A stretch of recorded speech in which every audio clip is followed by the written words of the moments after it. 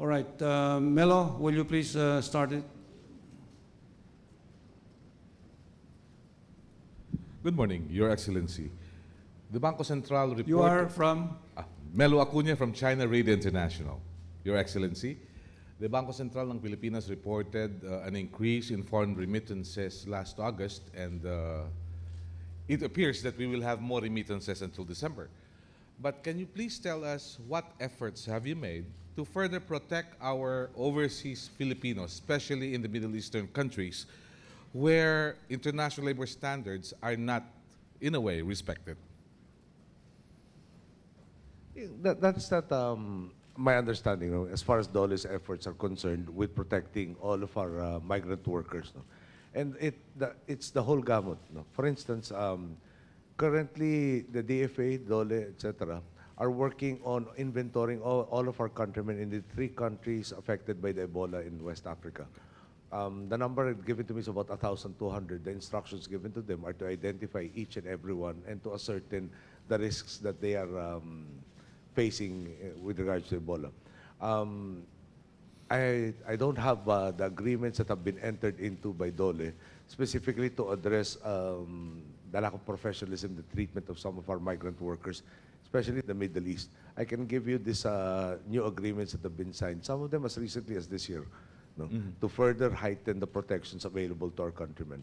We recently had the Bahraini Prime Minister visit our country, and again, he has invited us to visit their shores to see how the refinements in the processes involving our overseas workers are being attended to. No, so again, in the person of Secretary Linda Baldos, you have a very dynamic individual who constantly seeks to address the situation of our OFWs to ensure that the maximum protection afforded or that can be afforded by government assistance is rendered.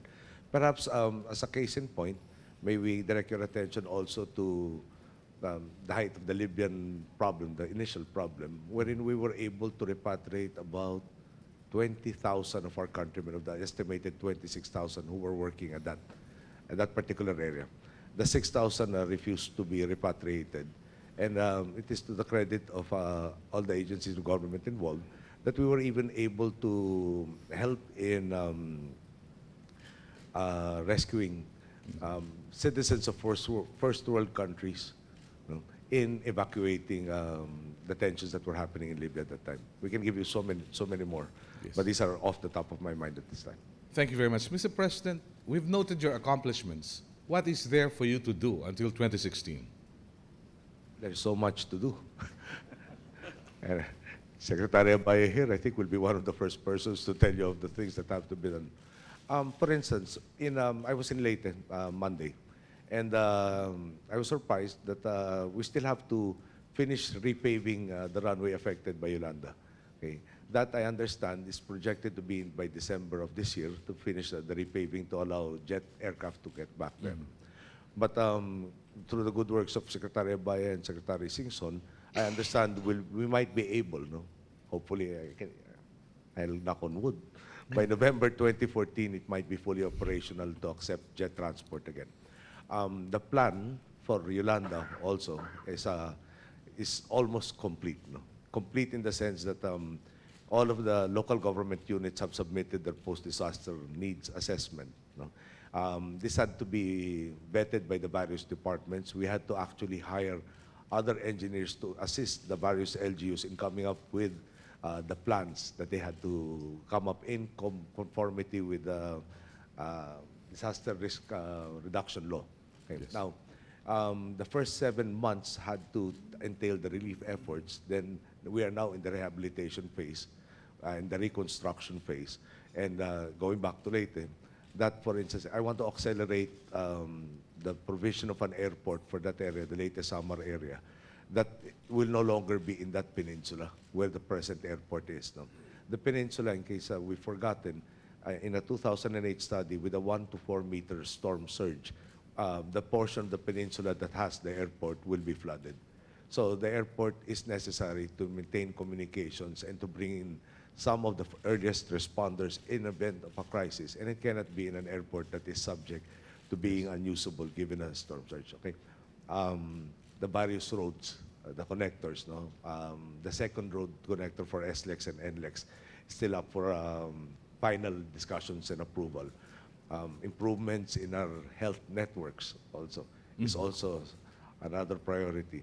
But more, I guess, as far as the economy is concerned, the issue of energy and energy as sustaining the increases in manufacturing, no, that is coming back into the country and expected to come more so in the following days. No, all have to be this. I can go on and on with the list of things that have to be done, but I think you have the idea. Yes, Your Excellency, allow me to ask you this as I come from China Read International. Please tell us the status of the Philippines-China relations. How is it today? It's roughly the same. But I think we should point out that when I did visit China, We were together in 2011.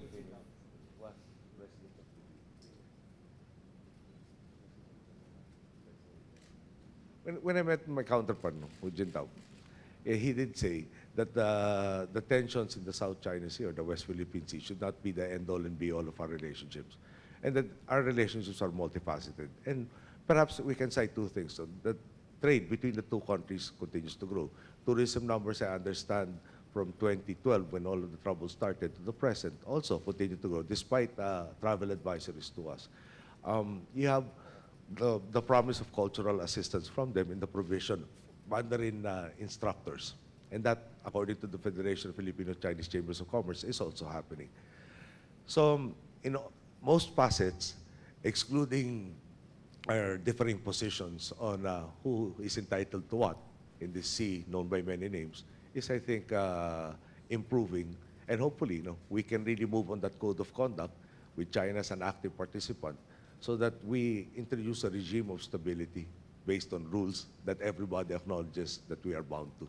You look forward to meeting your Chinese counterpart during the APEC? Well, we have met already, both Xi Jinping and Li Keqiang in various other fora. We don't have a scheduled bilateral with either of the stated Chinese officials. Thank you very much, Your Excellency. Thank you, Melo. Yeah, Jonah, Hi, good morning, Mr. President. I'm Jonah Julagan from Asahi Shimbun. Asahi Shimbun. Where are we in the process of trying to amend the Constitution? And a year and a half before the elections, do you think there's anything doable, given the time that you have? And then second question is, again, on the South China Sea. What efforts will we undertake during the ASEAN meetings in Naypyidaw next month to push for the triple action plan of the Philippines? And second question, could you update us on what exactly is happening in the West Philippine Sea or the South China Sea? Thank you. Yeah, okay, let me try and answer all three questions in sequence now.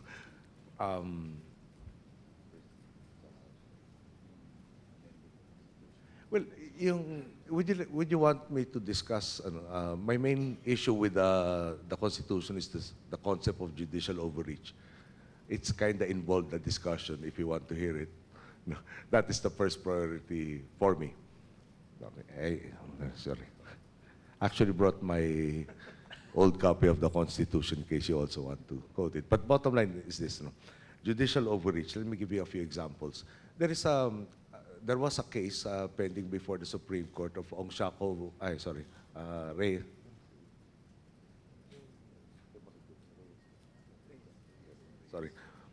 Reyes versus Comelec. It was a petition for certiorari. Okay, the issue was Congresswoman Reyes was disqualified by Comelec primarily for lack of residency. No. So she went to the Supreme Court. Now, she had already been proclaimed. She was and is a sitting member of Congress. And under the Constitution, it is the House of Representatives Electoral Tribunal that can decide on questions with regards to, amongst other things, qualifications of their respective members. Now, the Supreme Court has, it's really involved. I'll have to consult my cell phone also to get the actual decision.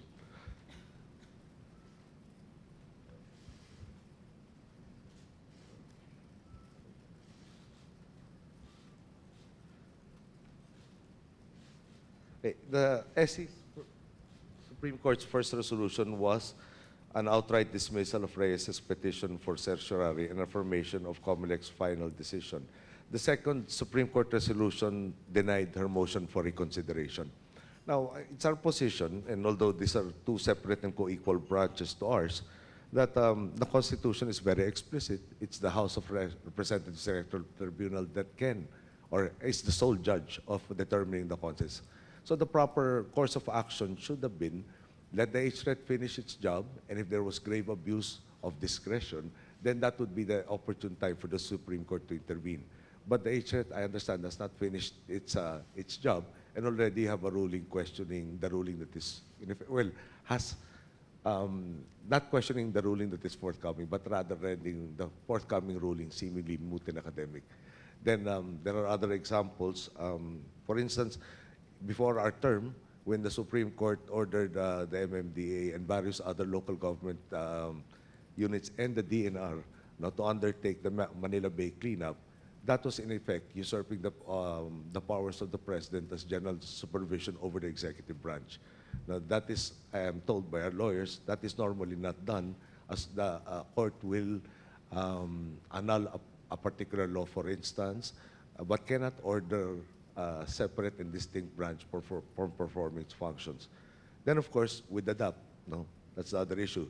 There are 116 instances where DAP was used, and there were, in the Supreme Court, is a trier of facts.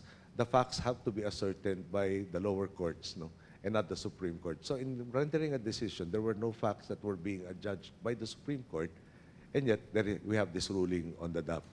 Now, amongst the technicalities that our lawyers are pointing out to, the evidence that was presented to the Supreme Court consisted of material solicited from the internet, which is in violation of the rules. Normally, a fact to be established has to be brought before a court wherein the opposing counsels can cross-examine the experts and the witnesses. Something driven from the internet cannot be subject to a cross-examination. So it renders the Equal Protection Clause kind of null and void. So again, there is the direct answer to the question is there is still an ongoing study of precisely what to put into the proposed constitutional amendment to strike a balance between the previous position of the Supreme Court during the martial law years of when they don't want to tackle something to say it's a political question, to the seemingly overreaching that is happening in this particular day and time. There has to be a fine balance between the two, and that is still subject to the study. Sir, sorry. Second question. Ano yung second question mo? No, it's about the South China Sea, but can I just follow up on Go the... ahead, go ahead. Yeah. So I is it, might forget your two other questions. Yeah, Just I'll remind me remind of you. the two questions. yeah.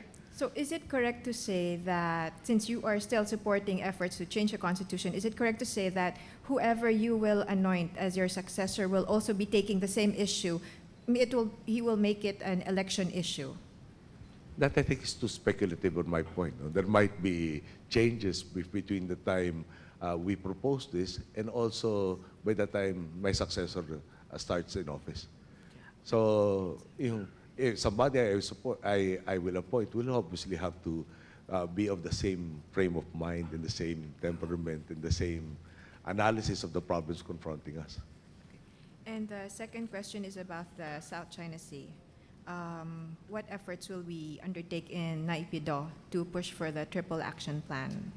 Well, number one is we will ask for an update of precisely what has transpired after the agreement with regards to pushing for the code of conduct. To my understanding, there have been at least two preliminary discussions before the formal talks. So we will be asking about the formal talks. When will the formal talks actually happen? So that I think will be the central thrust. Now, to broadcast everything that we will be doing is, I think, to do our people a disservice. And the third question was? The third question was, I was asking for an update on what exactly is happening in the West Philippine Sea or the South China Sea. Are there still Chinese ships there? Are vessels still being prevented from moving around? Well, one of the more significant happened in June. There were two hydrographic ships from the Chinese side that were sighted in the Recto Bank. And Recto Bank is, again, 80 nautical miles from Palawan. And there are various other instances, no, where we believe that they have been intruding in our exclusive economic zone. But I don't have the complete list with me right now. And we will be briefing ASEAN on this when you attend the ASEAN summit next month. Most probably. Thank you. Thank you. Yeah, next question. From that side. Anybody from that side? Wait a minute. Sandali lang. Go ahead, Rose. Good morning, Mr. President. Rose Francisco from Reuters. Rose Francisco of Reuters. Mr. President, on the question of there are calls for the government to review the VFA in light of what happened with Jennifer Laude and the arrest of the suspected U.S. Marine. Do you think it is time that the government reviews it? And are you confident that under the current form of the VFA, Filipinos' rights will be protected? If not, should a review be undertaken now? That's the first question. First question muna para hindi ma... Okay. What's the question? Should we review? Should we review the VFA? Review or abrogate? Well, there are calls for abrogation at the minimum to review. The review is constant. We have been under... actually, when we started, amongst the discussions we did have were our issue with regards to the initial case, the one with Smith. No? And we highlighted the unnecessary sensitivities of Filipinos being affected. No? It could have been avoided. So,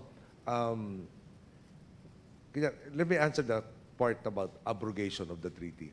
Okay. If we abrogate the treaty, does that mean nobody will be killed in the Philippines by somebody from America? No. Will there be a guarantee to that? I don't think so.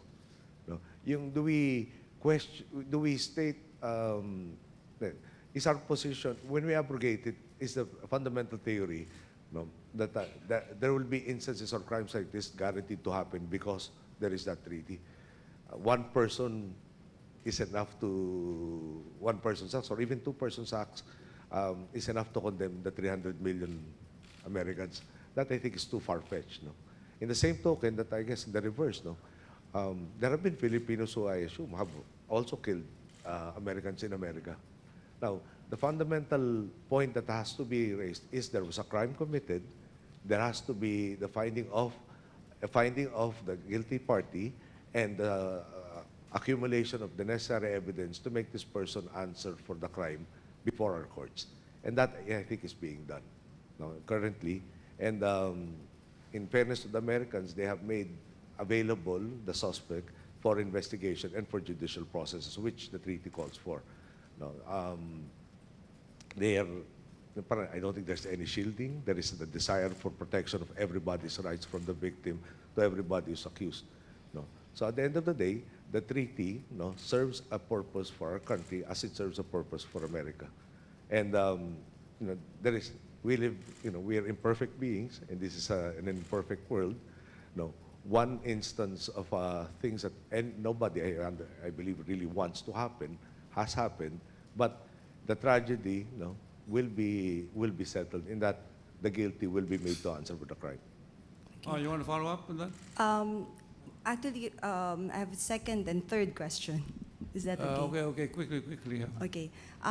Mr. President, on another matter, we understand the Calax Road project is still with your office. And any update on the decision on the appeal of San Miguel on this project? And we're hearing that there are options being considered. One is a rebid of the project, or that the government will undertake it on its own. Can you give us some clarity on this?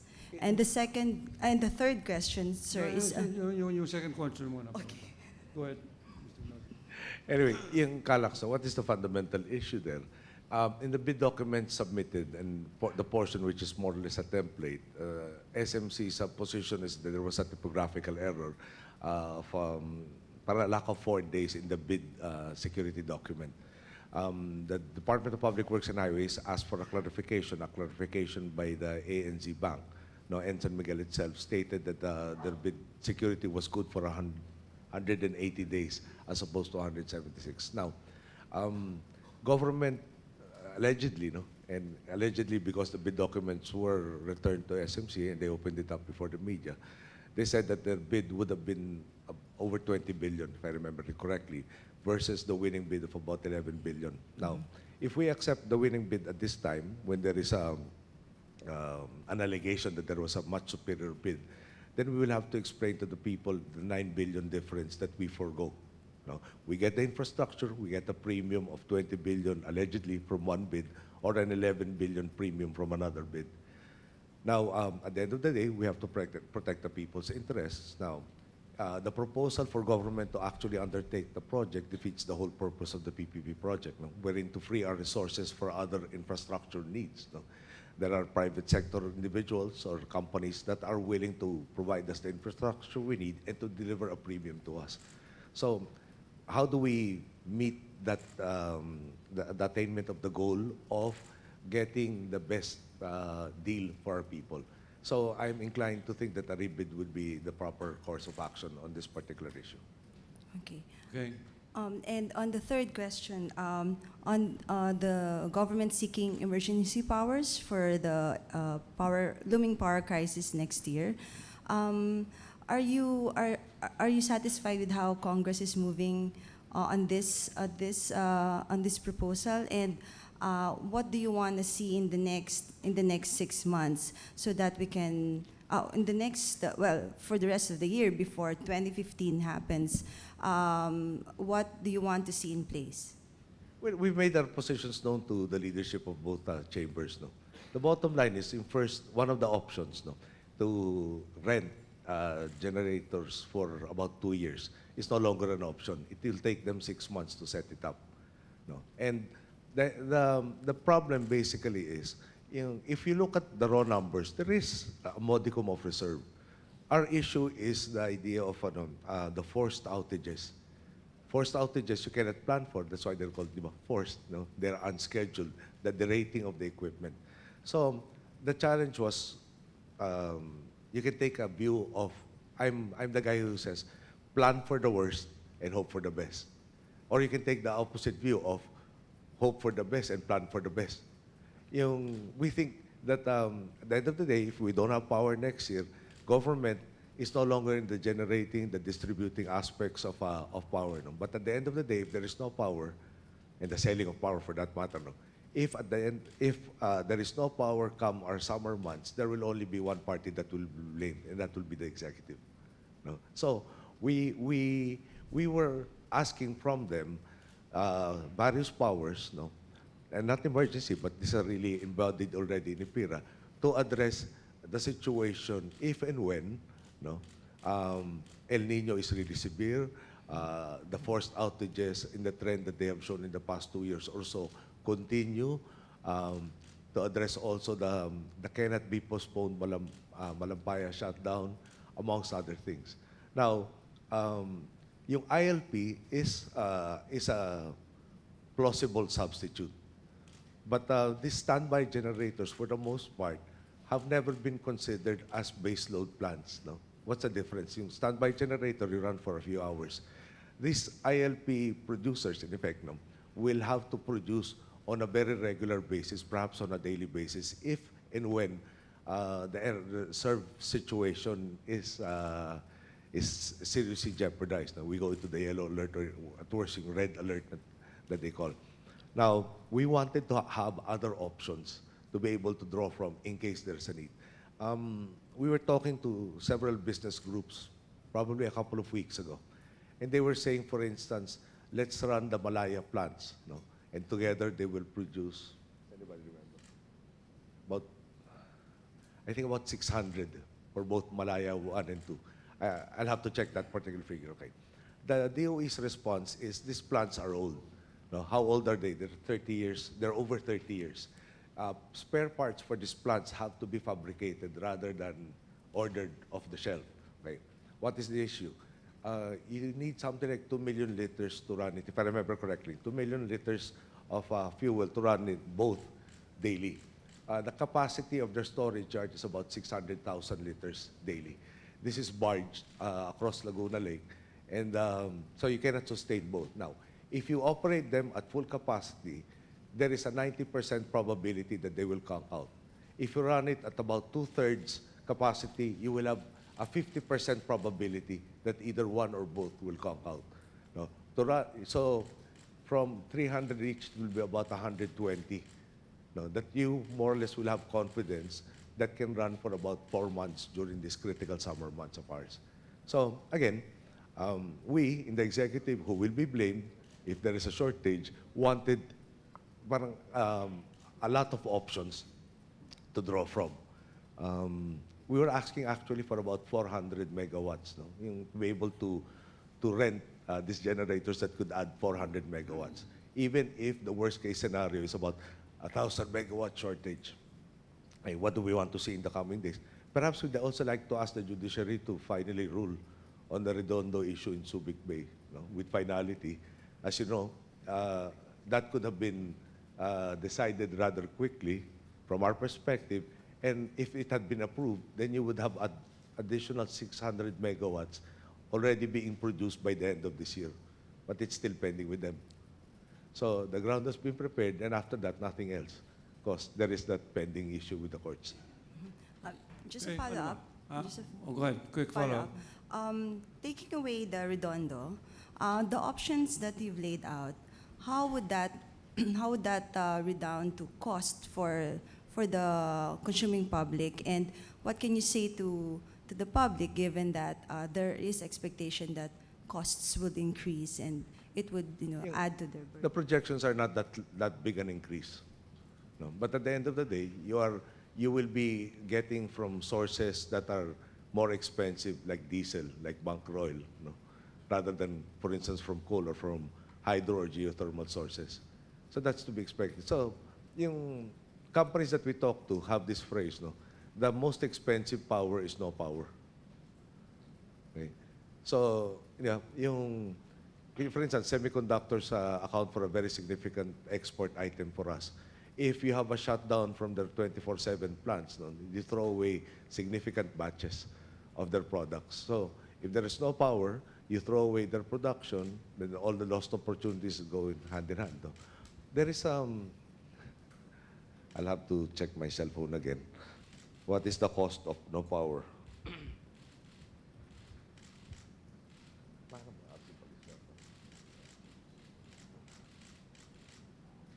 Parang 23. Hindi naman ano. If I remember correctly, may assumptions pero something like 23 billion pesos ang losses for it's either 4-hour brownouts yata. It's either, can you just check the particular math?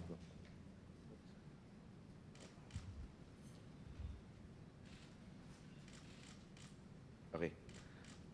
Yung economic cost of power outage, summer of 2015, ranges from, magagalito pala sa akin yung pag di natin tinanggal. Okay. 9.3 billion to 23.3 billion pesos, depending on the duration of the power outage. The lower figure assumes power outage of 2 hours a day on average for 3 months. The higher figure assumes a worst scenario of 5 hours a day, also for 3 months. The economic cost as estimated pertains to output foregone, i.e. GDP loss from stoppage of economic activities. The estimate does not include foregone investment and tourist arrivals arising from the negative impact of the power outage on the country's image and investment and tourist destinations. That's a few centavos ang pinapakita sa ating computations, no? Versus more or less initial estimate of up to 23 billion on reduction in the GDP if there is an outage. Thank you. Thank you, Mr. President. Thank you, Rose. Have you taken off the Bataan nuclear plant from your table of options? Yes. You have erased it from the public mind, huh? Well, built in the 70s, the 80s, early 80s, no? How do you actually ascertain that it is still viable? And it's an old design. Sayang amongst ang other pera things. na nagasta natin eh. There is a study to see if it can be converted to a gas-powered plant or a coal-powered plant. I But see. in nuclear, and with all due respect to our Japanese friends, no, the rigidity in terms of rules, etc., did not prevent the tragedy of Fukushima.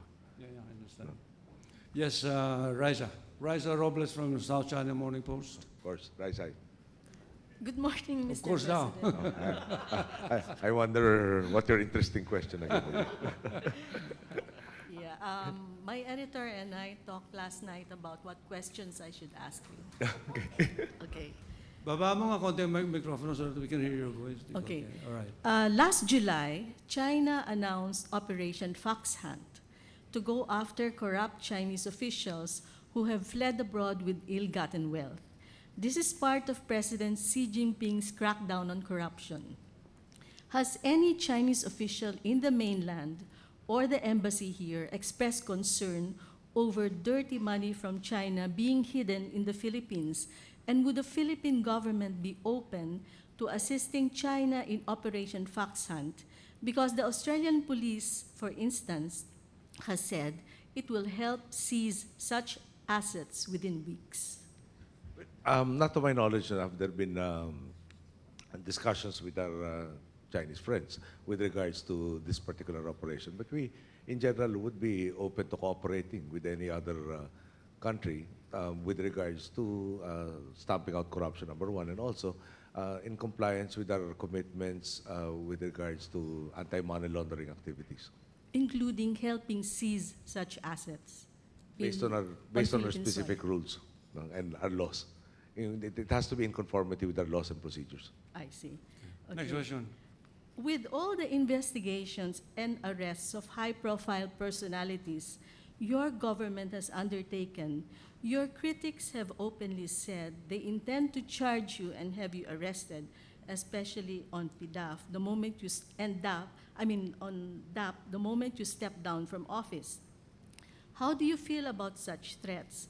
And are these threats what is behind getting you a new term of office as president? Are the threats behind the moves to get me a new term? Is Yes, that the and how question? do you feel about such threats? That they're going to jail you and How do arrest feel- you how once do you feel step about down? those threats? The threats come with the job, no? Meron namang physical threats, no? They'll remove me before I even end my term, or that they will file all these charges, no? They have the right to file a complaint, I guess. No? I have the right also to file complaints against them for malicious lawsuits, which I can do when I'm a civilian and no longer in this position, as opposed to now that I have to tolerate all of the insults and cynicism because I have to, rise above the fray. Now, siguro, we were abroad, no? And there were our leftist friends who said, Butch Abad and I stole the people's money. Okay? So, I think the only answer to that is look at the people who benefited from that and ask them if they agree with the proposition that the benefits they enjoyed from that should have been delayed or should have been foregone. And they will, I think, be the best testament to the effectivity of the program and to the sincerity of the intentions there. Now, with regards to the threats, the critics are the same. No? I don't think they're multiplying. No, I think they're even, in a certain sense, diminishing. And even before I got into this office, no, I guess one day they'll probably say I'm somehow related to the people who executed Jose Rizal. But that's part and parcel of the territory. Again. You So- just said your attitude, sir, is be prepared for the worst but hope for the best. Yes. But what if a new government comes up that is not allied to you? You're prepared to go to jail for that? Am I prepared to what? To go to jail? I mean, to be arrested? I guess the best way to answer that is all the decisions I made were never spur of the moment. They were well studied and arising from the best advice I could get, from various sectors. Now, at the end of the day, I think I can defend all of the decisions that we did make. Does that mean that all of the decisions were perfect? No, that would be incorrect to say. No, it would be an impossibility for an imperfect being to come up with perfect decisions all the time. So all I'm saying is we can defend each and every decision that we have done. No, And if there is an underlying question to that I was vindictive in the previous administration, no. There was a wrong, there is a difference between wrong and right. And if we do not fight that which is wrong, then we allow it to exist. We might even be nurturing it to continue its harmful effects on our people. That is the thing that we have tried to do. No, people that we have brought up on charges, no, have the corresponding evidences before it, and these are for the appreciation of the courts. So these are not. It's not a question of sloganeering or semantics. No? At the end of the day, we committed to doing the best for our people, and the truth will be our greatest shield if and when we are called to action or we're called to address any and all of these supposed issues against us. So you are prepared to go to be arrested and jailed, if ever. If that is if there is a situation where we're back to an unjust judicial system, then that is a necessary consequence. I see. Okay. Sir, just last, Vice President B9 spokesperson John Vic Remulla said the president had asked about B9's family, and the vice president replied the family was hurting from all the lies and baseless accusations, especially against his wife. And then Remulla is being quoted as saying, at this point, the president asked, how can he help or paano ako makakatulong? Sir, is this true? And what other requests, if any, did the vice president ask of you that evening? I asked of his family. I think well, there's no record. No? There were two of us talking, but he mentioned it was he stated the fact that Dr. Rabinay was hurting from all of this. I didn't ask about the family. He volunteered the information.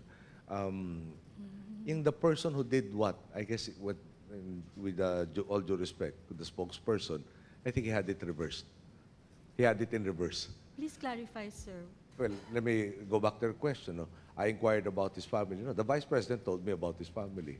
What was the second part that he was being quoted on?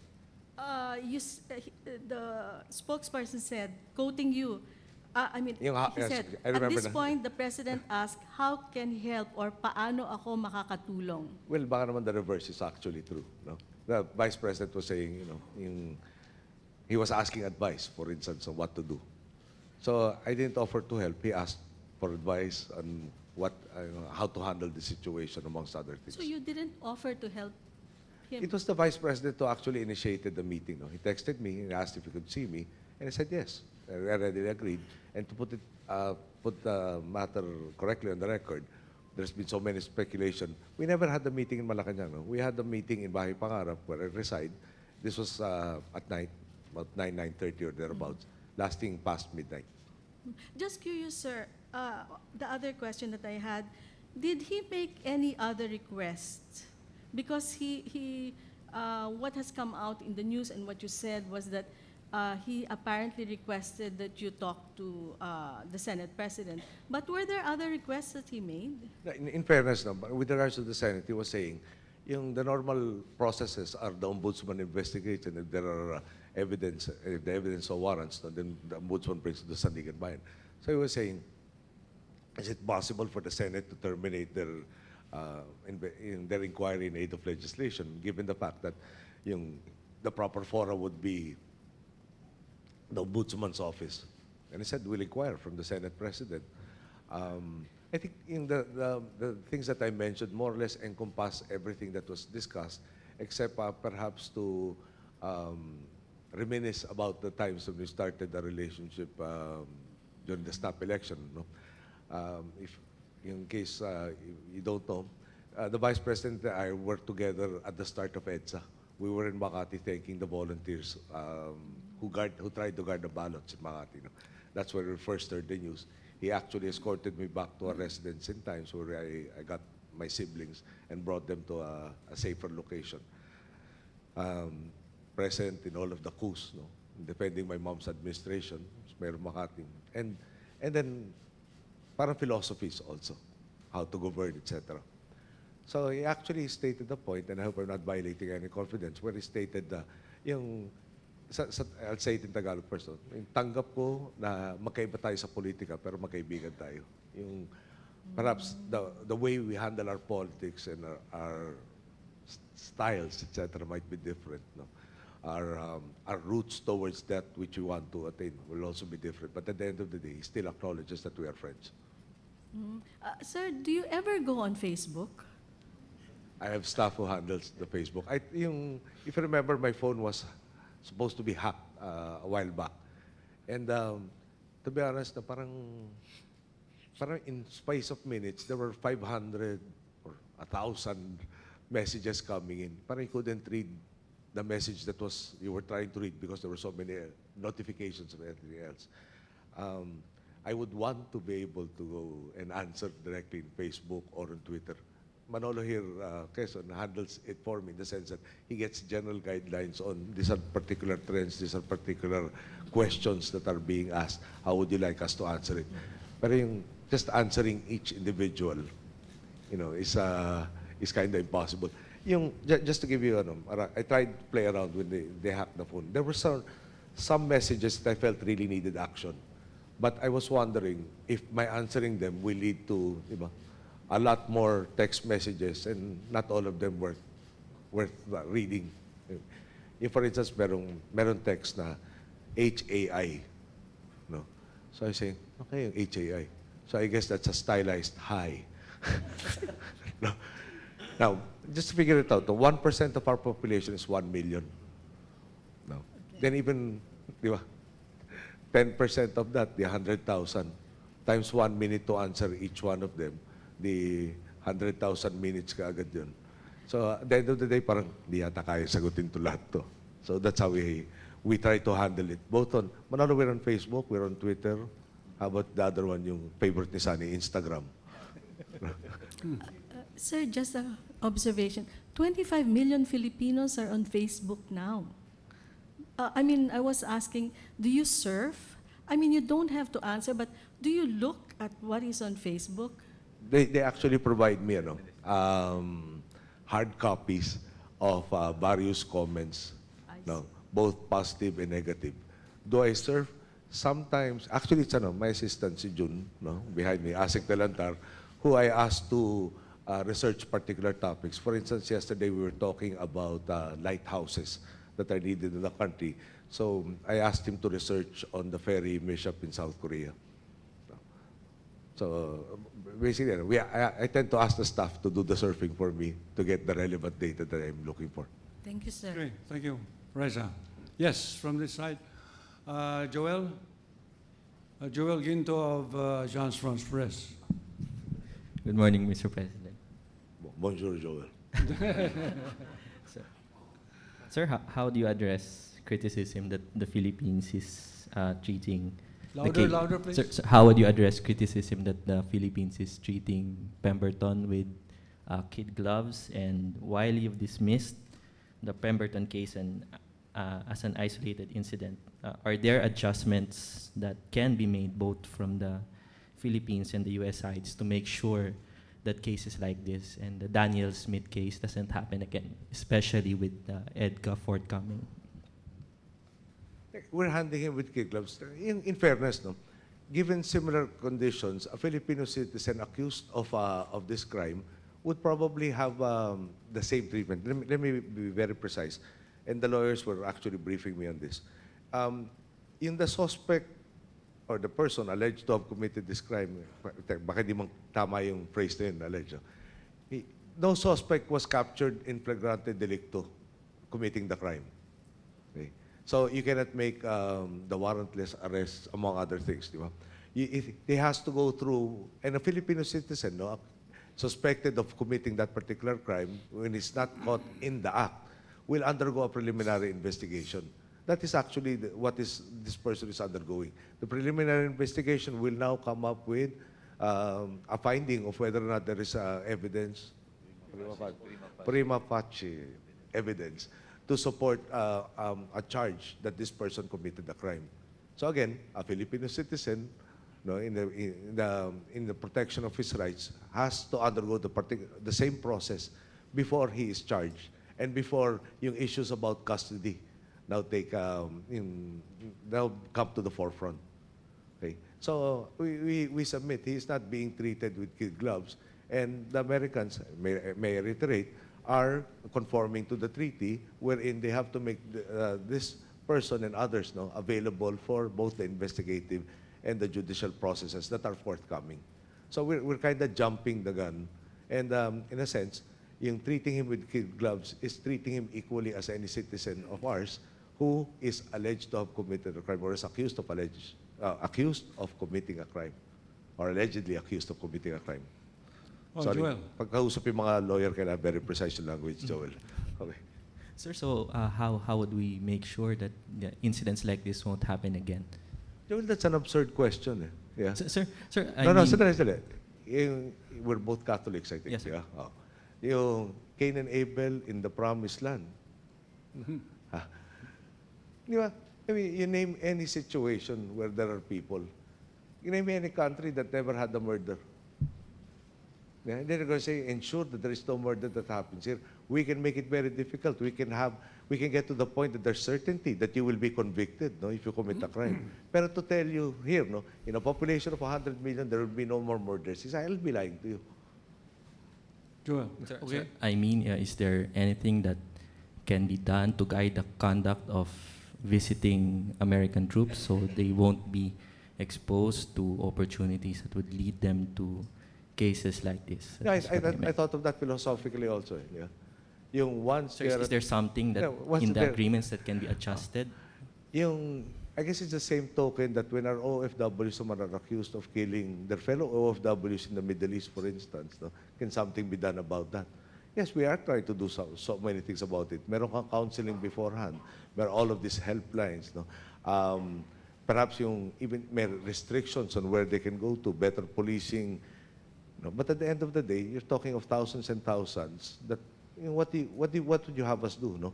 When any tourist comes here, monitor all of them 24/7 and make sure that they don't go into wrongful activities. How does one accomplish that in an open society?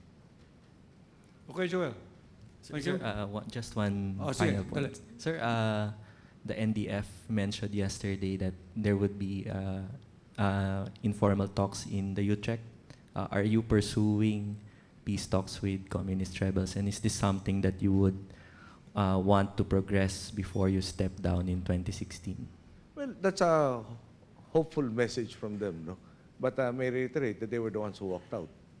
Okay? So that they're now ready to talk. We will welcome. We would rather talk than fight. But if they would rather fight than talk, then we will accommodate them. Okay, yeah, thank you, Joel. Ellen Cruz of Tokyo Shimbun. Hello, good morning, sir. I'm Ellen Cruz of Tokyo Shimbun. Sir, we understand you said that you want to continue your reforms and programs. Sir, running for presidency, is that still on your mind? Honestly, can I just reiterate for the end time? When we look at the Constitution, the priority is, to me, judicial overreach. Certain members of Congress, meaning the House and the Senate, think the economic provisions have to be looked into. At the end of the day, and I think I've stated this publicly, even if I were to get a second term, I'm human, di ba? All of us will be called by God at some point in time. It cannot rest on just one individual. You would want to, the empowerment of the people and their ability to get a candidate that really responds to them is, I think, the legacy that one would have. Even if I were to have a second term, that would still be a need, a personal need of mine. That I would like to prove that the maxim that the measure of success is your ability to train your successor works in the country or is operative in the Philippines. So, sir, is Marojas your... I will tell you at the appropriate time. Thank you. Yeah, Celerina. Good morning, sir. Celerina Del Mundo Monte from the Daily Manila Shimbun. Sir, regarding the Abu Sayyaf, kasi I tried to check the previous stories. Former presidents Ramos, Estrada, and Arroyo, they all vowed to crush the Abu Sayyaf, and yet they failed, apparently. The other day, during the Leyte landing anniversary, you also said that the priority now is to go after this group rather than ransom? Not now. They have been a priority. I will check lang with what we can reveal. No? Pero there have been so many people who are Abu Sayyaf who have been captured, especially during our watch. Yesterday lang, I was just reading on the particular capture of this individual who was involved in, I think, the Sipadan hostage situation. No? So, it is an ongoing effort, and the question is, Sir, this time around, how optimistic are you that you would finally, the government, your administration would finally put an end to this group in light of the reported huge ransom paid for the safe release of these two Germans? put an end to the group, no? Unless you address the root causes where people do not see anything into the system, where they do not buy into the system, where they're condemned to poverty and a life of destitution. In that, you will never solve it. So, it's two-pronged. And the AFP and the PNP are present. No? They know the orders are specifically about these groups, no? Especially about that group that specializes in kidnapping, which headed this hostage taking, well, the kidnapping of the Germans. But on top of that, I went through what is called the President Situation Room reports yesterday, and much mention of the operations against Abu Sayyaf. I'm just trying to stop myself because I might be revealing ongoing operations and warn them that, we're about to catch you. You'd better leave now. So let me cut myself short there. The Chief of Staff is present. No? The Director General of the PNP has also been given their instructions. They were also been told exactly what the measure of achievement of targets is. And I expect that, not to preempt their activities, no, but you will get, I don't want to say by next week, or I don't give deadlines, but you will see very significant accomplishments as far as suppressing the Abu Sayyaf is concerned. That's the first phase. The second phase is, even before we signed the Bangsamoro agreement, the framework agreement of Bangsamoro, we have been trying to show the people of the arm, the benefits of peace. And for instance, the number of, what I recall was about 700,000+ new enrollees in PhilHealth. Yung sa Jahatra program is transitioning into a formal institution of transferring the livelihood skills, the income generating skills necessary for them to be able to fully participate in the developments in Mindanao. Even before we signed the Bangsamoro agreement, again, there was a Singaporean company that has invested, I'm drawing all of this from memory, eventually about $1 billion in palm oil for areas already in the arm. So at the end of the day, you hit it from two fronts. There's a military component, but the reverse is also the developmental efforts that have to go into. The Chief of Staff had a very good suggestion. For instance, in Sulu province, a lot of fruit, mangosteen and lanzones were mentioned, are not being harvested for want of a market.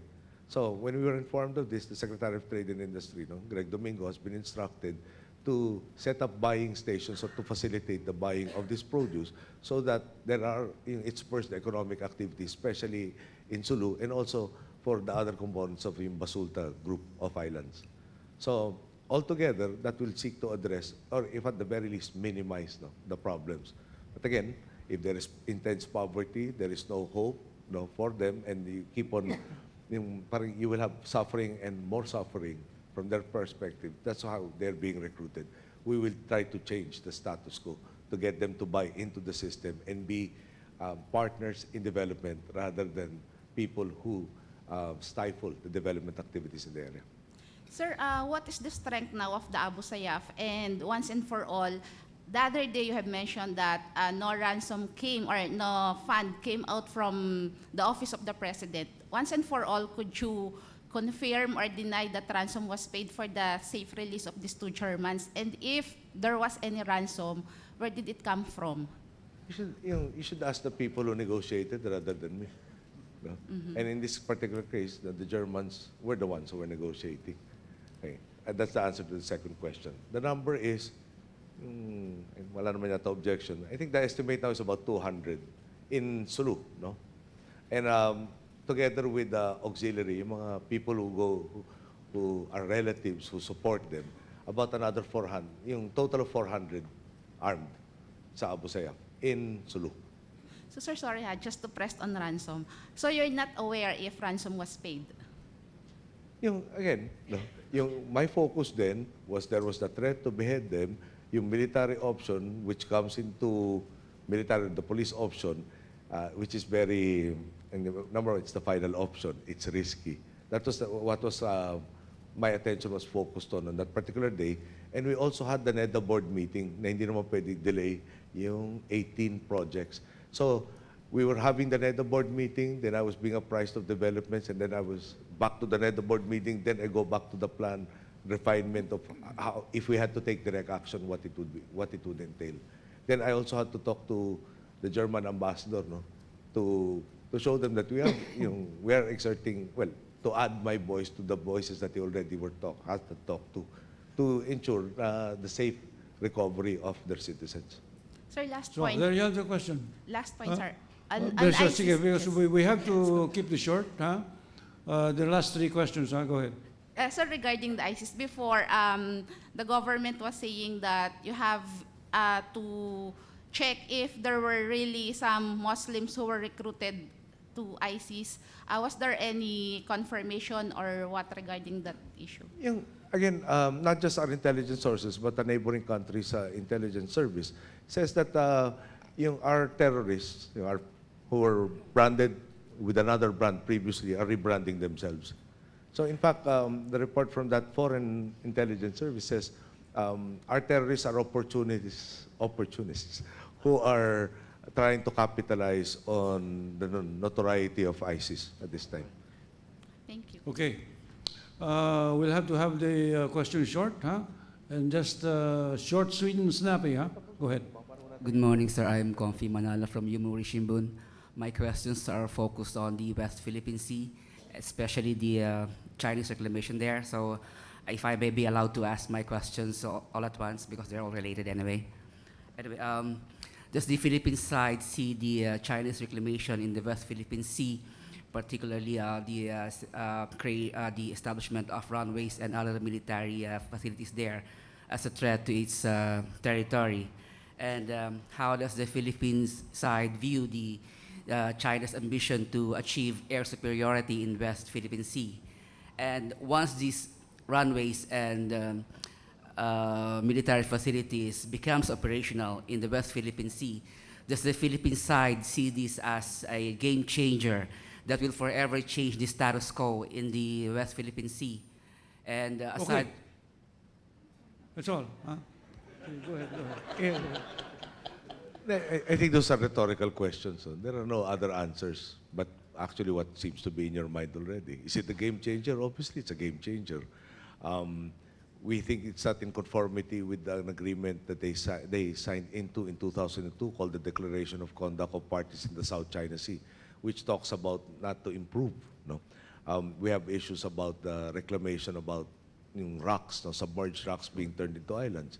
So I think I've stated my answers to your question in previous fora, and I think it would not redound to anybody's benefit to repeat it. Okay. What do you have now? Aside from the diplomatic efforts of the Philippines, the Triple Action Plan and the cases filed in UNCLOS, what other moves is the Philippines prepared to assert its how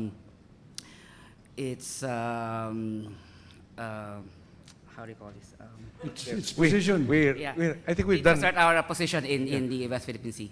We've done everything that we can, given our limitations, capabilities, and needs, and also in conformity with the Constitution. For instance, if you're asking me to say that are we contemplating war, obviously the Constitution says war as an instrument of national policy is forbidden. And it's a ridiculous proposition. Now, at the end of the day, we believe that we have been, your diplomatic efforts, what does that entail? Getting everybody first cognizant of the problem, especially what the estimate of 40% of trade that travels to the South China Sea, West Philippine Sea. This affects not just countries in the region, but other countries that have to traverse this particular ocean.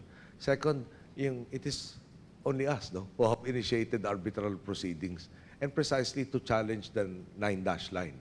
Now, whether that is a valid component of international law or not, whether it does imbue China with certain rights or not. So beyond that, no, I don't know what else we could do. Okay, yeah, thank you, Mr. President. Go ahead.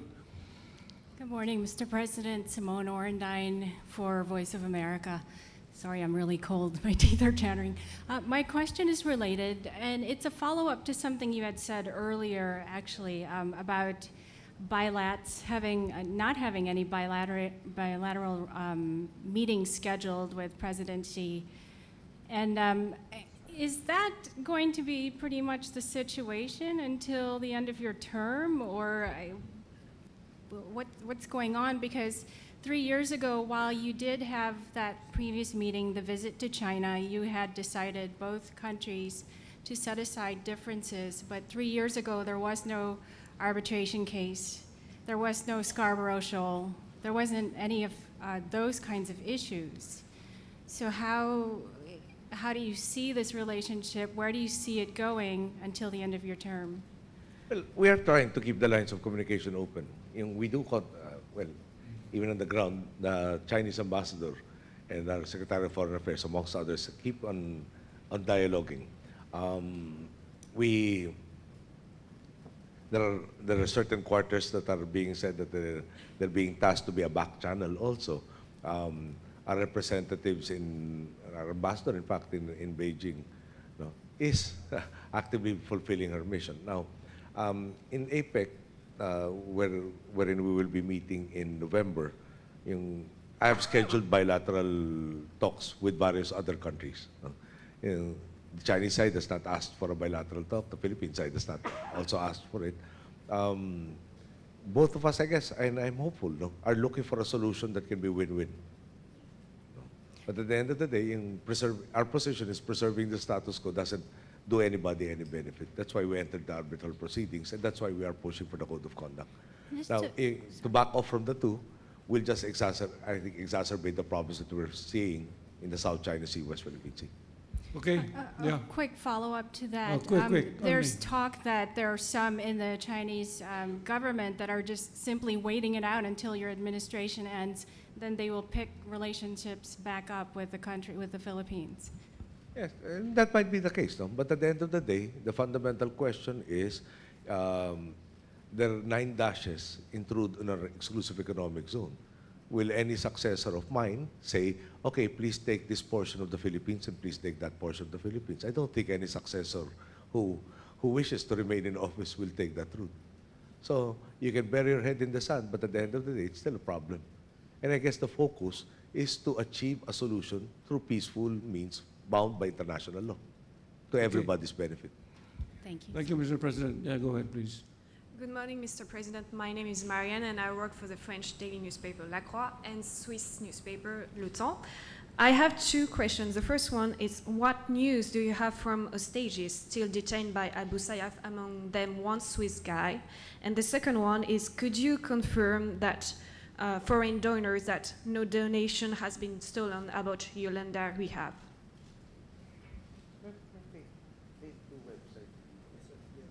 With regards to the second question, there is a website called Faith.2. Faith. Okay. Yeah. How do you say? What's the address? Just Faith. Which is Foreign Aid in Transparency Hub. Okay. Wherein you will be able to see all the donations coming from whom and going to whom.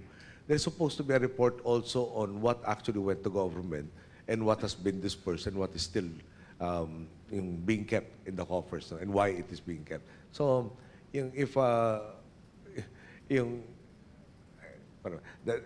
think there's a faithful rendering in faith, of a faithful accounting of exactly what has been spent, where it came from, whether it's government sources, whether it's donations. Okay, yung first question.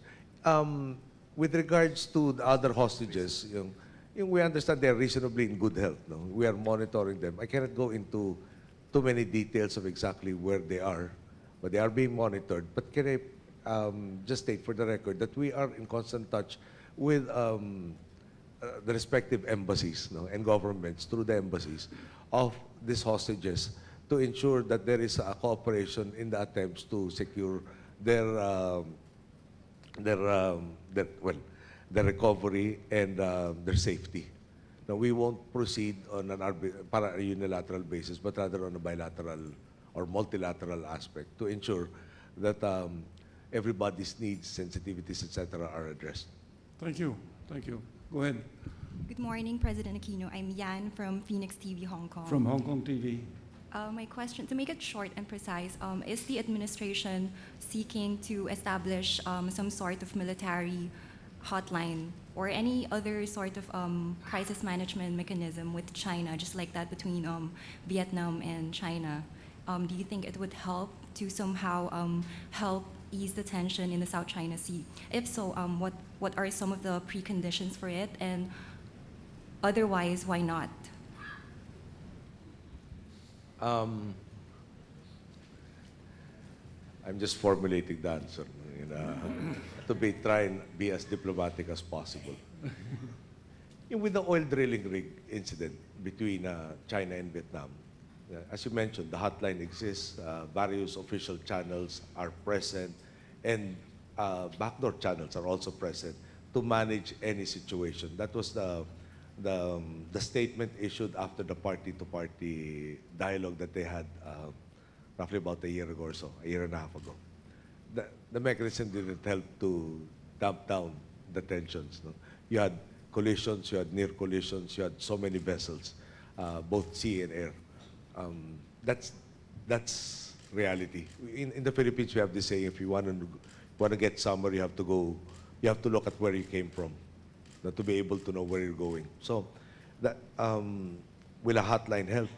The diplomatic side of me says, let's explore that. Why not do that? In the sense that we do have that with other ASEAN countries, and it really has redounded to quick action on potential incidents between our neighbors and ourselves. Now, we'd want to do that also with China to prevent any misunderstanding and miscalculations. No?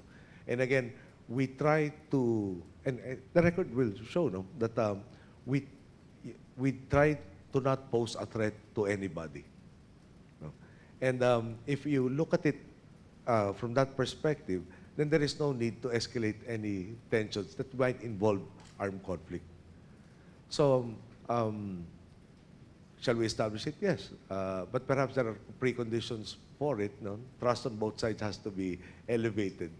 And at the end of the day, it goes back to the fundamental question: how do you marry their 9-line theories, their historical claims, and also the commitments under UNCLOS for both parties? So once we have a solution to that, then everything else will fall into place.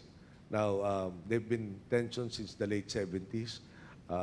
There was an attempt at a code of conduct in 2002. We reminded everybody that that attempt promised a binding code of conduct, and 10 years later, there wasn't such a thing. Hopefully, the preliminary talks will lead to the formal talks that finally we can even inch our way towards having that binding code of conduct. And the objective is everybody benefits from it. Everybody's rights and obligations are very, very clear. And the context for tensions to persist will no longer be there. Thank you. We go ahead. Short, huh? Para Yes, sir. makuha lahat. Good morning, Jason Gutierrez from Al Jazeera. I have two very quick questions on relating to the Abu Sayyaf. There are 3,500 troops on the ground now going after, as you said, 400 members of the Abu Sayyaf. And there are 15 hostages, including a Japanese, a Swiss, and a Dutch. The two Europeans have been held for 2 years already. And and as you said, they're in reasonably good health. May we know what's your basis for saying that if these hostages have been staying in the rough in Holo for over 2 years already? Second question is, when the 3,500 troops that were deployed to Holo, will they be carrying out any strikes anytime soon to be able to pressure the Abu Sayyaf into releasing any of the 15 hostages, if no ransom negotiations are ongoing?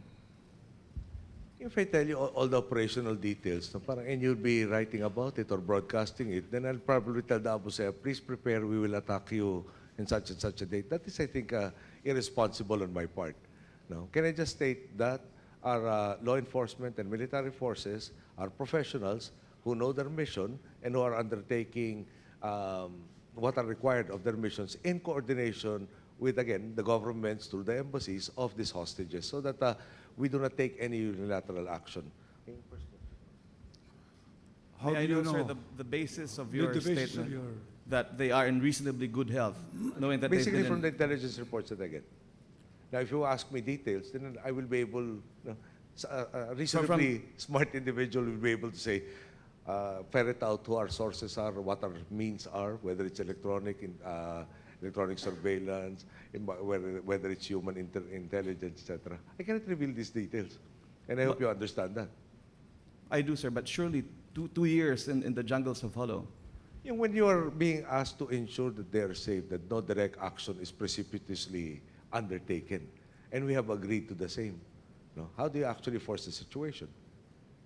Okay. Now, when you use direct action, the accepted dictum is that it is a final option, that they are in imminent danger of losing their life, for instance. So our job is to try and ensure that we can have this option, but it is a fluid concept, and it has to be left to the professionals, whether you tighten the noose or loosen the noose, to ensure that the primary objective of recovering these people safe and unharmed is achieved.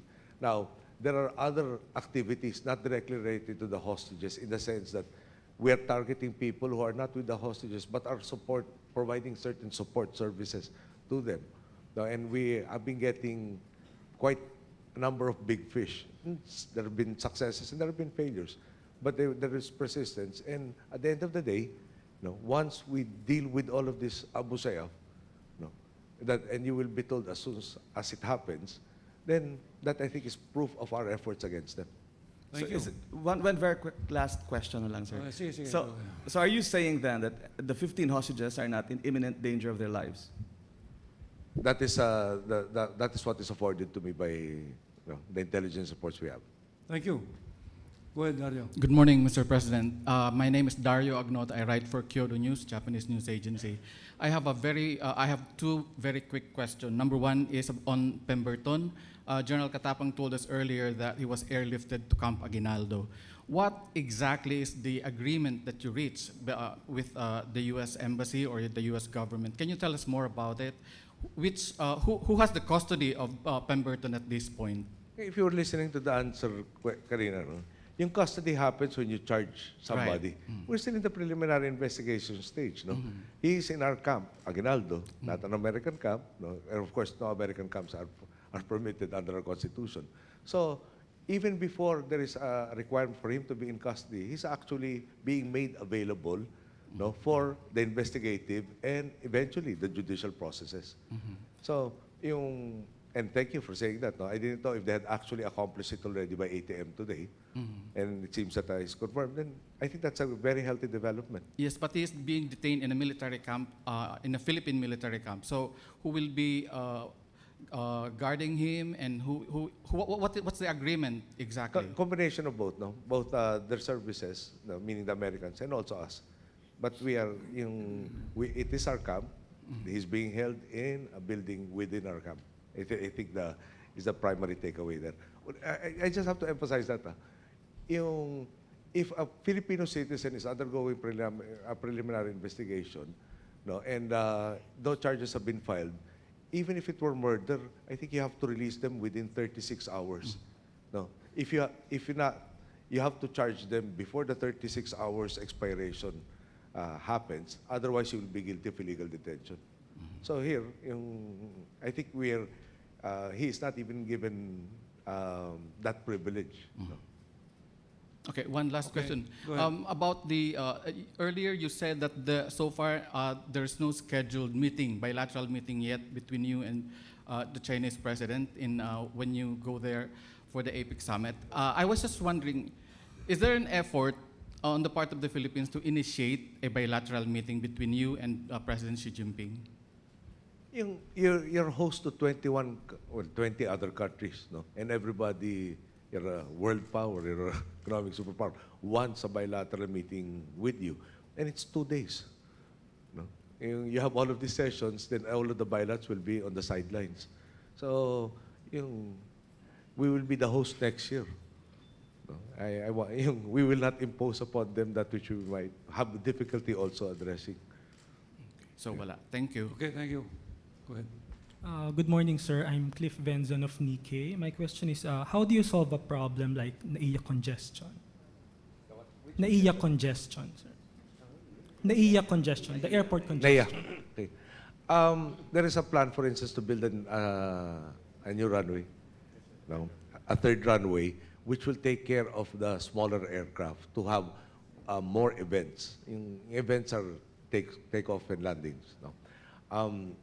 There is an ongoing study to address the needs, future needs. So we started out, for instance, tourist arrivals, 3 million. We're doing about 5 million this year. We think we will have, by 2016, 10 million tourist arrivals. They have to be able to be accommodated. Okay.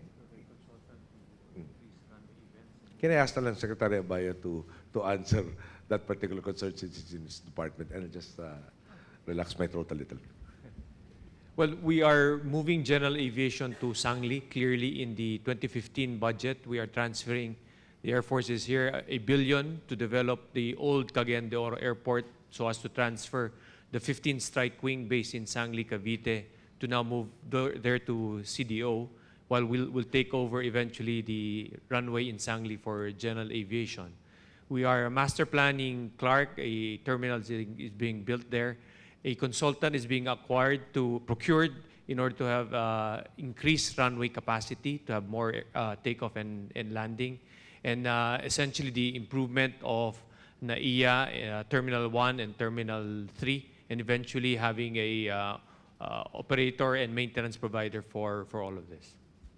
Okay. Just last one. Sir, how about the proposal from Mr. Ramon Ang of San Miguel? That is being studied. You had to do so many things, and June is not one to highlight his achievements. For instance, NAIA, when you build a new runway and you need all of these new aprons, etc., one thing we had to do was, there's so much transfer of land of MIA, no? Went to Nayong Filipino somehow gave it, sold it to Pagcor. Yung MIA had to reacquire from Pagcor. Yung Philippine Village Hotel is still under litigation, and so on and so forth. That's one aspect. He didn't mention, for instance, we're getting new equipment that will allow closer spacing between the different aircraft to allow more events. No?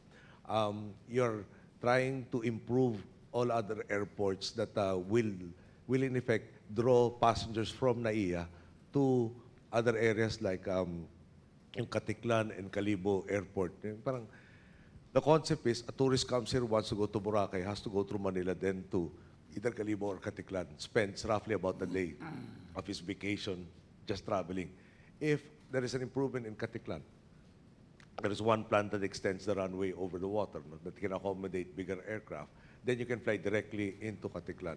Yung Iloilo already accepts international flights. Davao obviously already does, and others. So we're getting them uprated so that they can be the entry points rather than have to go through NAIA when the place that they want to go to is closer to other airports. It's also another scheme of decongesting NAIA.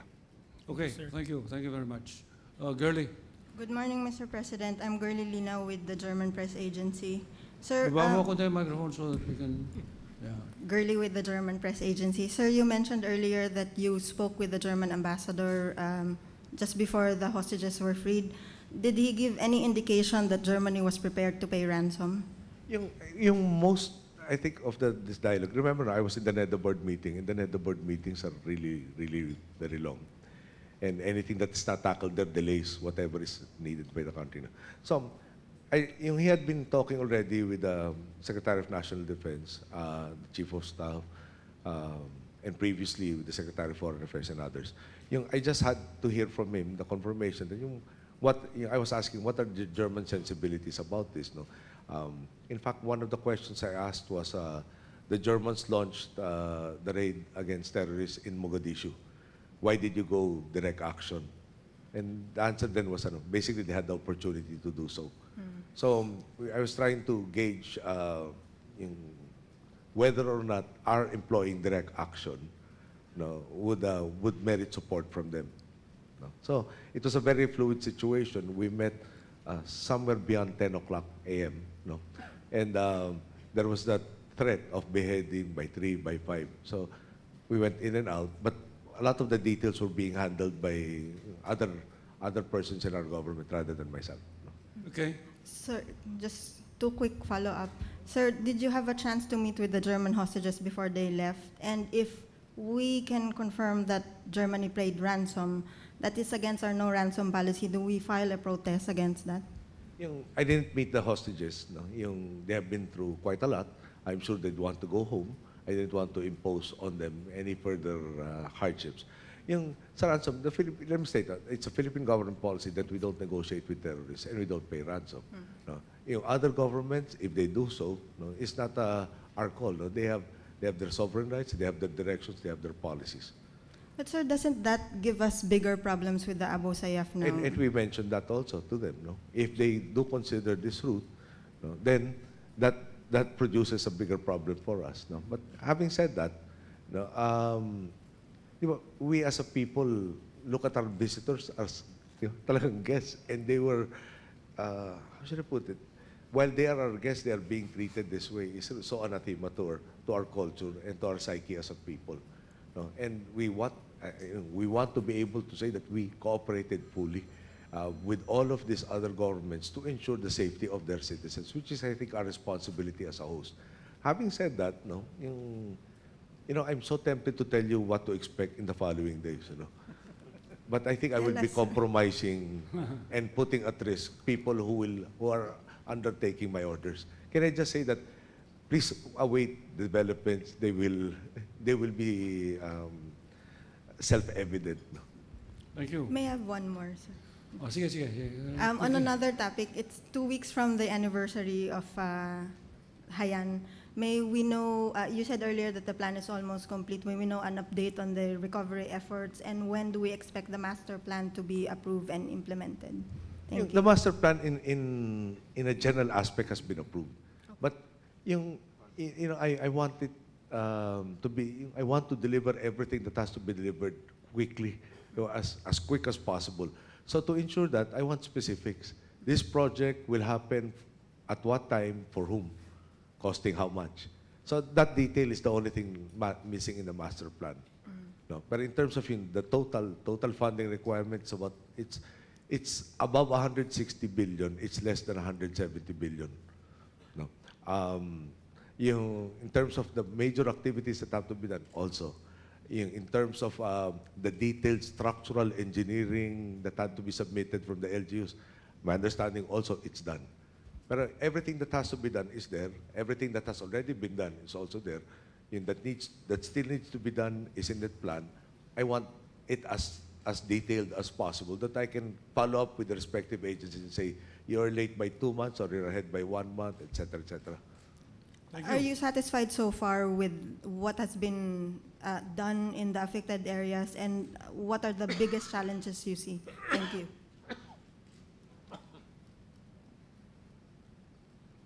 I'm never satisfied. But the bottom line is, and I pointed out in Secretary Bayo, for instance, sometimes it gets to be medyo absurd. For instance, 1 year later, why is the runway in Tacloban not yet ready? And the quick answer is there is a lack of asphalt. You have to bring it in. And then also initially parang aggregates. Turns out Leyte has the aggregates. But the asphalt, you had to do so much in so many, 44 of our 81 provinces. Somehow, everybody was going after all of the available resources. Things like even yung GI sheets, no? The needs versus our yearly production, ang laki ng difference between our needs and the yearly production. So you disrupt the normal consumption of this.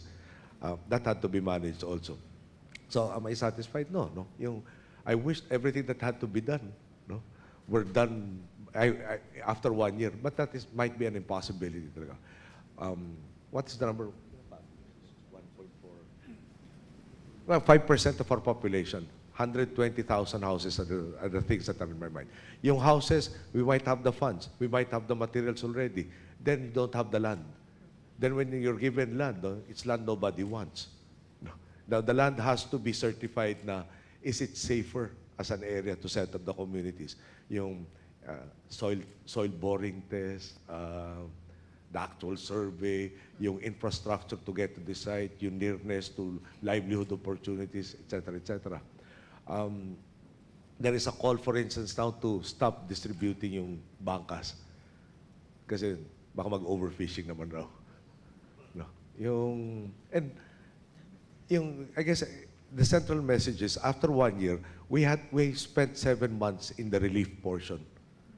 The rehabilitation portion's planning also had to coexist with the need to keep our people fed and free from disease and sheltered somehow. Di ba? And I think we've succeeded in terms of yung preventing epidemics from happening. Monday I went to Leyte. I was impressed that the tent city along the road going to the airport was no longer present. No? But from the air, you could see a few houses in tents pa rin. Dinky tells me, Secretary Suleiman tells me that the remaining houses are fisher folk who want to be near the beach so that they can engage in their livelihood. So there has been a compromise that there will be parang facilities to shelter their bangkas, but they will have to reside away from the danger areas. So she expects to complete that perhaps by the end of this month to convince them to move to that area. So, is it done? No.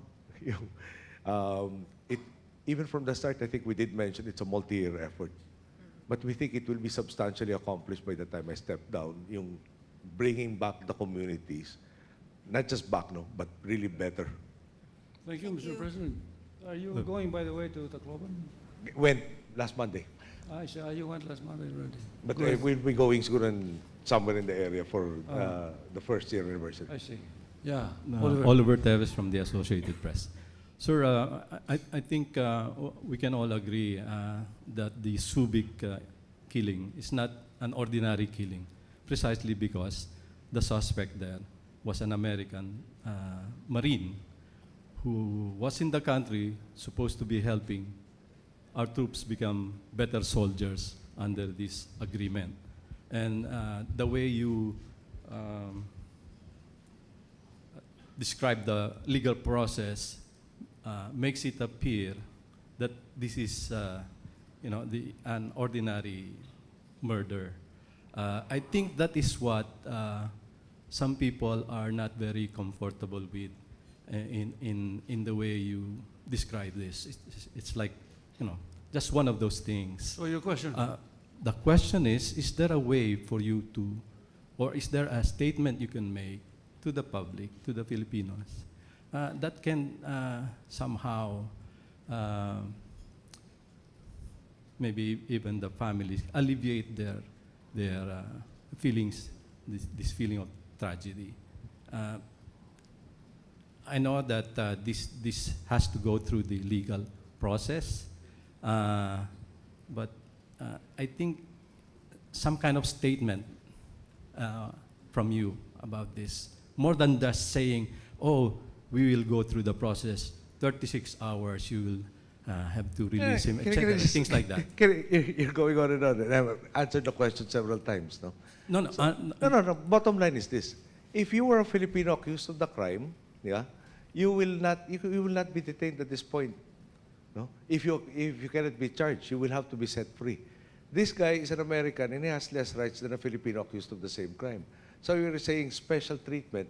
He's getting a special negative treatment in effect. He hasn't been charged. No? He was not caught in the act. No? And our rules, no? Not the American rules, our rules state that you have to go through a preliminary investigation. So if you're telling me, why don't I lead the bandwagon and say, let's have mob justice and lynch this guy? No. I think that will be irresponsible on my part. What else can I say, actually? Yeah? He is getting a treatment that is less, yeah, than that afforded by our system for a Filipino accused of a similar crime. And then you come up and tell me parang he's getting a better treatment. I think it's a worse treatment. Well, and I don't know. That is still lacking. No, because like ordinary people compare ordinary suspects to this person. But for example, he's not detained at the Olongapo City Jail, for example. But let me go to a related topic, which was asked earlier. But I didn't get any, clear, precise answer. Do you want to see any changes at all in the BFA or even EDCA now that they're discussing this, for example, in the Senate? Again, I think in one discussions with them, I did mention specifically. For instance, in Kuwait, you have pre-positioned your supplies. There is that, and Kuwait in particular, there is that drive in you to address the sensitivities of the local community. To that extent, yung managing the these pre-positioned supplies, the maintenance, etc., are left to locals. And we did mention that. I did mention that to the ambassador and to the various officials that have visited us. The Philippines, your long-standing ally, expects to have that same treatment, that our sensitivities, our cultural needs and wants will have to be demonstrated and respected by all of these agreements. And that is a very fundamental aspect. And at the same time, negotiations are give and take. They cannot agree to something specific to the Philippines without it affecting all of their agreements elsewhere. I think we have to be reasonable. When you ask of the other party that which cannot be given, then you're guaranteeing that you will never come to an agreement. And is that the need? Now, I firmly believe that we need this EDCA. We need the Mutual Defense Treaty.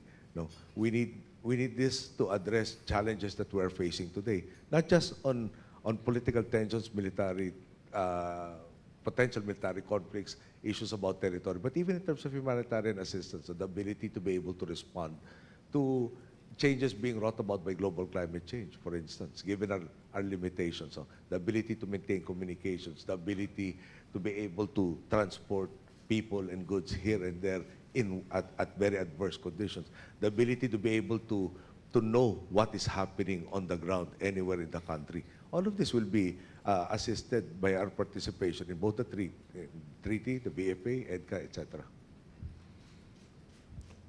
Are you happy? Yes. Of course. Thank you. Go ahead. Go ahead, please. Next question. Carl, sir, from Bloomberg News. Sir, we understand that you met with the president and the chairman of Caesars Entertainment when you were in the U.S. In September, and they discussed that they wanted to apply for a license to build a $1 billion resort in the Philippines. I mean, are you inclined to grant their request for a license? That is subject to debate amongst the cabinet. There are sectors that are saying they will not add to the gaming industry and the revenues therefore of government. There is a sector that says Caesars is a brand name, that tells the world that in a sense we have arrived. So I'm still awaiting the consensus coming from the cabinet. Then they present it to me. Now, are we interested? In a sense, no. Did we solicit? No, they came to us. This was during the technical stop we had in San Francisco, where I met Wells Fargo and then Caesars, in about a 4-hour technical stop to refuel, etc. provision. So I had those 2 meetings with them scheduled. Then I had, I think I ate lunch at 3:30 before boarding the plane. But the end point is, it does have certain promises. We're reviewing whether or not it is worth all the attendant hassles. Yeah, I'm sure there will be people from the church who would say, why are we promoting gambling? Then, Caesars was saying, if I remember correctly, about 30% of the revenue comes from gaming. The bulk comes from the resort aspect, in concerts by people like, Celine Dion and somebody else. Perhaps the somebody else is of a younger crowd. That's why I don't remember. But they were saying 70% of their income comes from the resort entertainment aspect as opposed to gambling. Then they also mentioned that in Korea they had won some concession that bans Korean citizens from entering their facilities. So all of this is being studied. At the end of the day, they come in, is there a net gain or a net minus? And that is what I'm asking, waiting from the cabinet clusters concerned to come up. Tourism supports it, PAGCOR does not. Finance is in between the two, NED, and so on and so forth. It has to go through the process. Sir, my last question. Can you just comment a bit? I mean, when you took office, you mentioned the need for more foreign direct investments. And given that 2016, is near, I mean, do you think we would be able to, how difficult or would it be for us to, to catch up with our neighbors like Vietnam, who's, seeing more dramatically higher investments than us? And why do we still face a lot of challenges in, getting these people to come in our country? Thank you. Can I just, I don't know, can I just not mention the company? No? Just in case that he has to have disclosures with their SEC, etc. There is a company, their SEC, no? He's an American.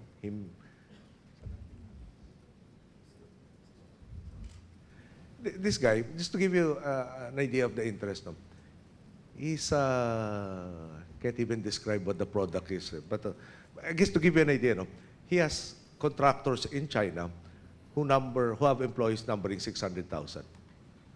Okay. He's dominant. He seems to be the dominant company in his particular sector. Then I'm just not mentioning the company because again, he might have to make the necessary disclosures to the SEC. Okay. What he says is he saw a story probably on CNN on the Philippines, and it piqued his interest. He's asking from us to link him up with manufacturers in this country, and he proposes to turn some of the manufacturing, and syempre dependent on how well we manufacture his products, no, and move, no, well, either to move to expand. The very interesting portion is he wants also the R&D, no, somehow to be also in a Philippine context, in the sense that he is, as part of the deal, he also wants to provide engineering scholarships to continue providing him the engineering talent that he needs.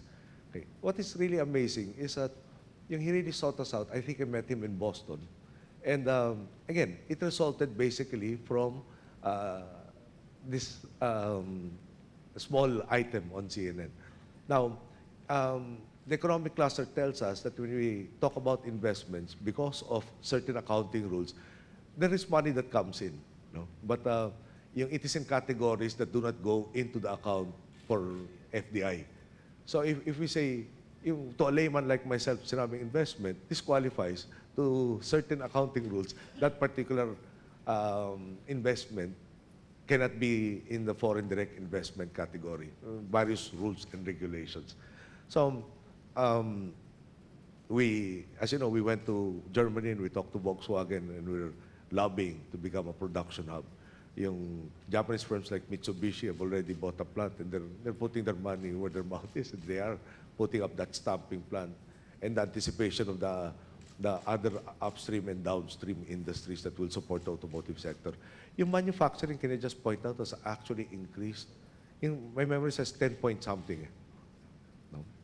And I can look through my phone again and ask Secretary Balisacan, but I think I will waste all of your time. But it's roughly in that neighborhood. And I think for practically 2 years running that we have been increasing 10%. That's why yung energy now becomes an issue also.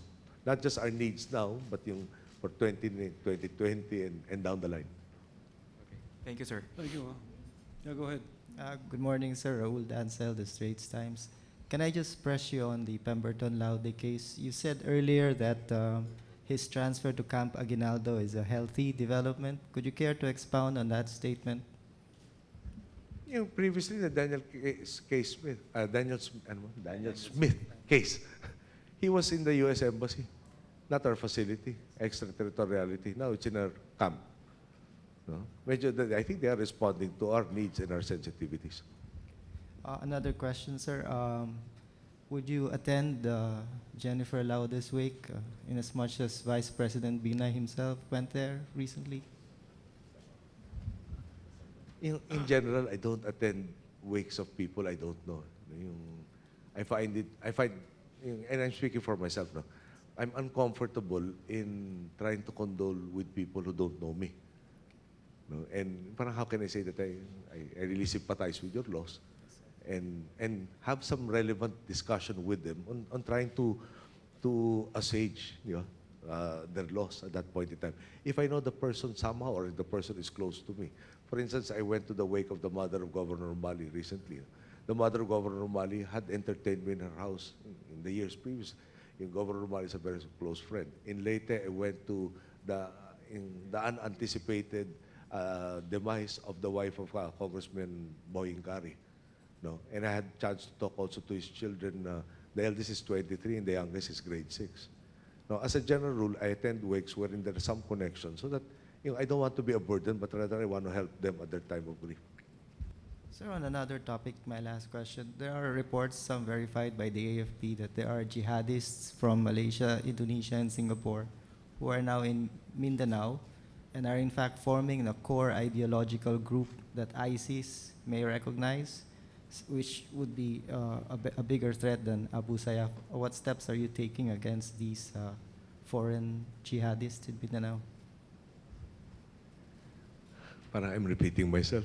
Even before they were IS applicants, they were Jamaya Islamiyah. Tapos directly or indirectly related to Al-Qaeda.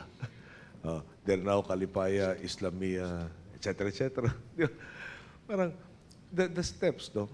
From monitoring to surveilling to apprehending to even implementing immigration rules and regulations, to even verifying yung marriages nila allegedly for them to gain some semblance of permanent residency here. I hope you all understand, no?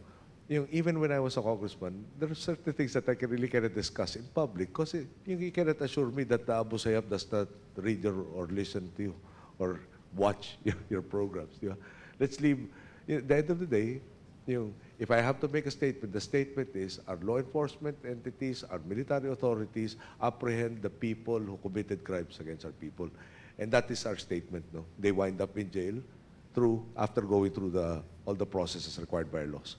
Thank you very much. Last two questions. Go ahead. Sir, I'm Dana Batnag from GG Press, Japanese news agency. It will be 1 year on November 7 since Haiyan struck. So what are national government's plans to observe any official programs for the We're anniversary? still formulating, but Sunny Coloma will tell you at the appropriate time all the details, the schedules, the events, the where. Okay. So there are plans? Yes. Thank you, sir. All right. Good. Last question. Good morning, Mr. President. I'm Emerson Lim from Central News Agency of Taiwan.